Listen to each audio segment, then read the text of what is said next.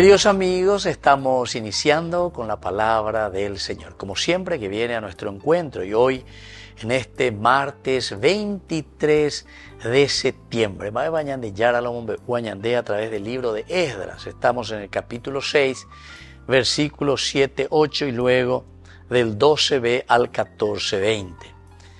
Darío, rey de los persas, escribió a los gobernadores de la región que está al otro lado del río Éufrates: dejen trabajar en esa casa de Dios al comisionado de Judea y a los ancianos de los judíos, que se reconstruya esta casa de Dios en el mismo sitio. Estas son mis órdenes acerca de la conducta que ustedes deben observar frente a los ancianos de los judíos para la reconstrucción de esa casa de Dios. Los gastos que ellos hagan serán pagados totalmente y sin interrupción de los fondos reales, utilizando los impuestos percibidos en la región del otro lado del Éufrates. Yo, Darío, he promulgado este decreto, que sea cumplido estrictamente. Bueno, queridos amigos, y así continúa esta palabra de Dios. Ahora estamos ya con el rey Darío.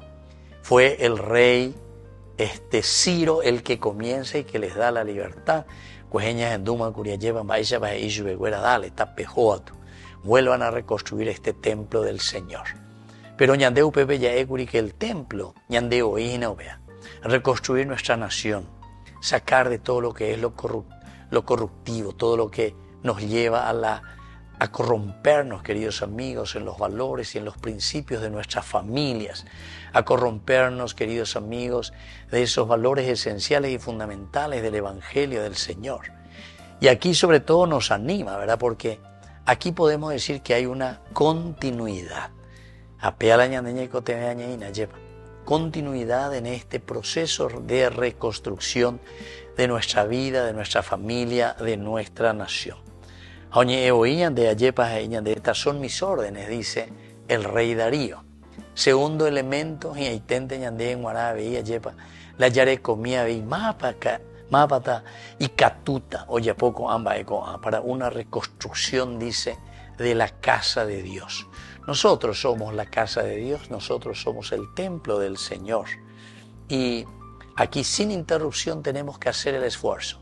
Ani que pepitate y lluevera. Ani que peñe desanima. Llame Emma la orden, esta es una orden de Darío. Necesitamos entonces animarnos, que esa orden que nos llega de nuestros tendotacueras,